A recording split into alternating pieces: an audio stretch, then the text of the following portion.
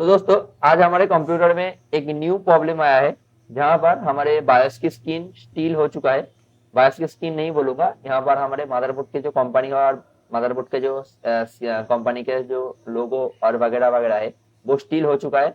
Steel होने के बाद हमारे कंप्यूटर में कुछ इस तरह के प्रॉब्लम आ रहा है। पहले दिखा देता हूँ किस तरह के प्रॉब्लम हमारे कंप्यूटर में आ रहा है।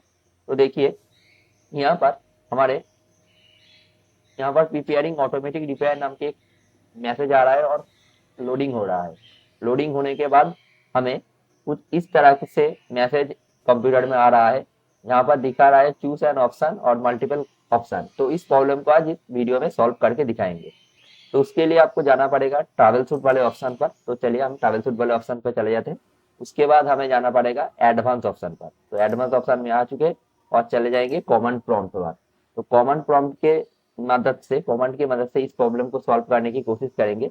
तो यहाँ से हम लिख लेंगे boot rec slash space slash fix boot. तो फिक्स बूट लिखने के बाद एंटर।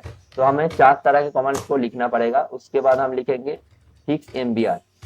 उसके बाद लिखने के बाद हम लिखेंगे रिबिल्ड बीसीडी। तो कुछ कॉमन फॉर्म के थ्रू हम इस प्रॉब्लम को सॉल्व करने की कोशिश कर रहे हैं। अगर कॉमन फॉर्म के थ्रू प्रॉब्लम सॉल्व हो जाता है तो अच्छा है, नहीं तो हमें कंप्यूटर ऑपरेटिंग सिस्टम को फिर से इंस्टॉल करना पड़ेगा। तो इस 4 कमांड को आप अच्छी तरह से लिख लीजिए, नोट डाउन करके रख लीजिए, क्योंकि इस 4 कमांड आपके कंप्यूटर में अगर इस तरह के प्रॉब्लम आता है तो आप इस प्रॉब्लम को इस कमांड के जरिए सॉल्व कर सकते हो। तो अगर हो जाता है तो बढ़िया है, नहीं तो आपको ऑपरेटिंग सिस्टम को फिर से इंस्टॉल करना पड़ेगा। तो इस तरह के कमांड देने के बाद हमें करना है कंटिन्यू वाले बटन पर क्लिक करते देखते हमारे कंप्यूटर में जो कमांड के थ्रू उस प्रॉब्लम को दिखा है वो सॉल्व हुई कि नहीं। तो थोड़ा सा वेट कर लेते हैं।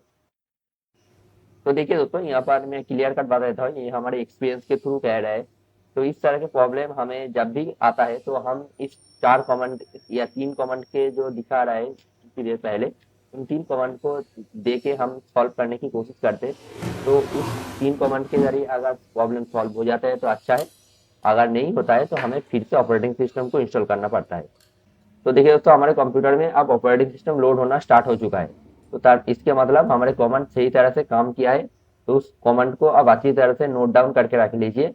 अगर कमांड के थ्रू प्रॉब्लम सॉल्व हो जाता है तो बढ़िया, नहीं तो आपको फिर से ऑपरेटिंग सिस्टम को इंस्टॉल करना पड़ेगा। तो यहाँ से हमारा ऑपरेटिंग सिस्टम लोड होना स्टार्ट हो चुका है।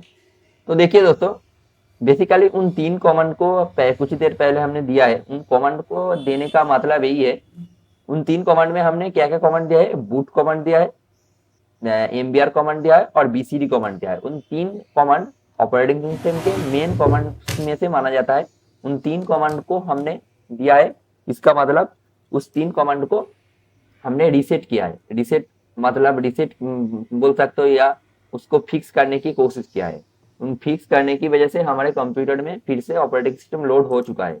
तो इस तरह से आपका अगर कंप्यूटर में इस तरह कमांड देने के ऑपरेटिंग सिस्टम लोड हो जाता है तो बढ़िया है। अगर नहीं लोड होता है तो आपको फिर से ही ऑपरेटिंग सिस्टम की इंस्टॉल करने के अलावा और कोई चारा अब नहीं बचता है। तो इन 3 कमांड को एक बार दे के देख लीजिए।